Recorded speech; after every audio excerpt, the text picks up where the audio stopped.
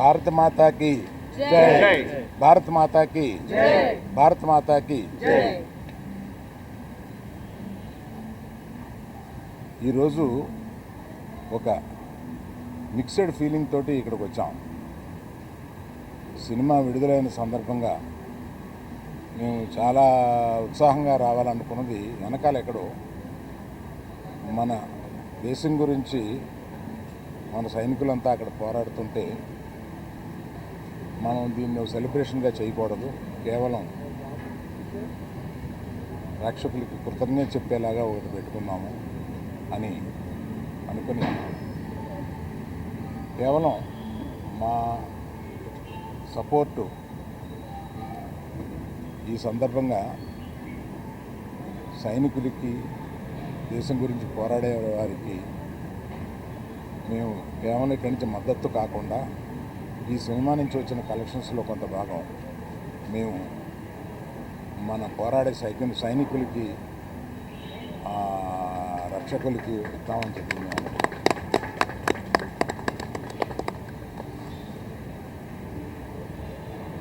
మేము యాక్చువల్గా ఈ సినిమా రిలీజ్ డేటు అనౌన్స్ చేసిన తర్వాత ఈ ఉద్రిక్తత వచ్చింది.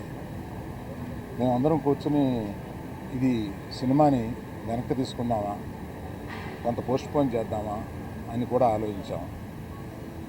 కానీ అందరూ అన్ని పనులు చేసుకుంటూ ఉన్నారు. మనం కూడా మన పని చేసుకుందాము అనేది కాకుండా సినిమాని తీయడానికి 300-400 మంది ఇక్కడ కష్టపడమే కాకుండా అనేక వందల థియేటర్లో దీన్ని రిలీజ్ చేస్తాము. ఆ వందల థియేటర్లో అనేక కుటుంబాలు వీటి మీద ఆధారపడి ఉంటాయి. అందరూ పని చేసుకుంటున్నారు కనుక ఇది రిలీజ్ చేసిన మాత్రం తప్పుగా రాదనే ఒక ధైర్యంతో ఇది తీసుకున్నాం. సో ఒక పరిపాటిగా ఇవాళ దీన్ని ఇక్కడికి వచ్చి మేము ప్రేక్షకులకి కేవలం కృతజ్ఞత చెప్పుకుందామని వచ్చాం. సో ఇక సినిమా గురించి మాట్లాడతాను. ఈ సినిమా చాలా ఆహ్లాదకరంగా ఉండడానికి మొదటి నుంచి ప్రయత్నించాము. ఆ ప్రయత్నం మాది సఫలమయ్యి ఇవాళ పొద్దున్న థియేటర్లో చూస్తే ఆ రియాక్షన్ చూస్తే మాకే మేము అనుకున్న దానికన్నా ఎక్కువ ఇంత రియాక్షన్ వచ్చింది ఏంటా అనే ఒక ఫీలింగ్ వచ్చింది. అందుకని అటువంటి ఈ చిత్రాన్ని ఇంత ఇదిగా రిసీవ్ చేసుకున్న ప్రేక్షకులందరికీ నా కృతజ్ఞతలు. మేము మళ్ళీ ఒక సక్సెస్ మీట్ లాంటిది ఏదన్నా 2-3 రోజుల్లో పెడదామని అనుకుంటున్నాము. అది కాకుండా ఇందులో చెప్పాల్సి వస్తే మరి మన శ్రీ విష్ణు కానీ, వెన్నెల కిషోర్ కానీ ఈ సినిమాని బ్రహ్మాండంగా, అంటే వాళ్ళు జనరల్గా, అంటే శ్రీ విష్ణుని అనేక సినిమాలు చూశాను నేను. అన్ని సినిమాల కన్నా ఒక మెట్టు ఎక్కి ఎదిగి సిక్సర్ కొట్టాడన్నమాట దాన్ని. అందుకని ప్రత్యేకంగా శ్రీ విష్ణుకి కొంచెం ముందు చెప్పాలి కదా అన్నారా? నీకు వినపట్టలేదా? ఓకే.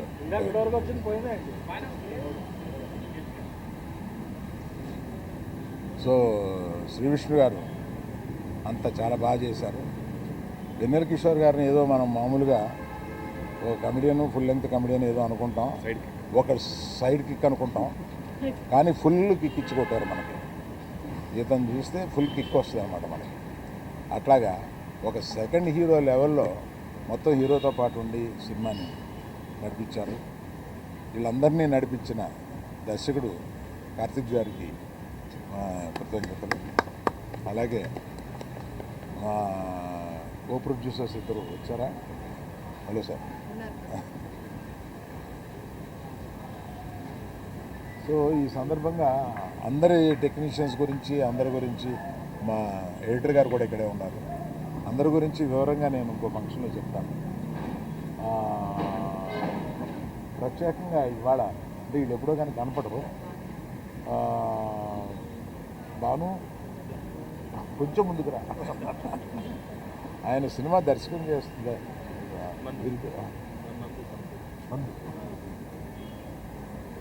భాను అండ్ నందు వీళ్ళు ఒక ద్వయం. వీళ్ళకి సినిమా ఆయన కథ చెప్పినప్పుడు వీళ్ళిద్దరిని పిలిచి దీన్ని కొంచెం పాలిష్ చేయండి అమ్మా అని అడిగాం. వీళ్ళు దాన్ని డైలాగ్స్ అసలు మొత్తం కొన్ని సీన్లు అవి విపరీతంగా పాలిష్ చేసి వాళ్ళు తగ్గదగ్గ మర్చిపోయేలాగా చేశారు. ఫ్యూచర్లో వారి సినిమా దర్శకత్వం చేస్తున్నారు మన రవితేజ తోటి,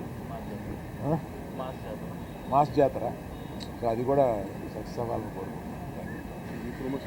సో మేజర్గా ఇది నేను దూరంగా ఉండి దీన్ని నేను వాసు కలగ చేసుకోకుండా ఈ సినిమాని తీసిపెట్టామా అని ఒక చిన్నపిల్లల్ని స్విమ్మింగ్ పూల్లో తోసేసి పూర్తిగా స్విమ్ చేస్తుందో లేదో అన్నట్టుగా ఈమెకి ఈ సినిమాని అప్పచెప్పాము.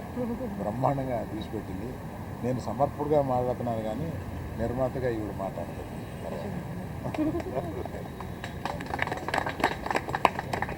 ఇప్పుడు ఎవరు మాట్లాడితే బాగుంటుంది? హీరోయిన్ చెప్పలేదు, మర్చిపోయానండి. నాకు పంపడిపోద్ది ఇవాళ. వీళ్ళిద్దరి గురించి చెప్పడం మర్చిపోయాను. వీళ్ళు తర్వాత పక్కకు వచ్చిన తర్వాత నన్ను మామూలుగా ఉండదు. వీళ్ళిద్దరూ సినిమాలో చాలా అంటే పాత్రలు కూడా అలాగా డైరెక్టర్ గారు కానీ రచయితలు కానీ అలా విభజించారు. వీళ్ళిద్దరూ బ్రహ్మాండంగా చూడడానికి చాలా గ్లామరస్గా సినిమాలో ఉండి సినిమాని మనకేం బోరు కొట్టకుండా మంచి కలర్ఫుల్గా కనపడేలాగా వీళ్ళిద్దరూ చేసి ఆ సినిమాని సక్సెస్ అవ్వడానికి చాలా హెల్ప్ఫుల్ చేశారు. Thank you very much.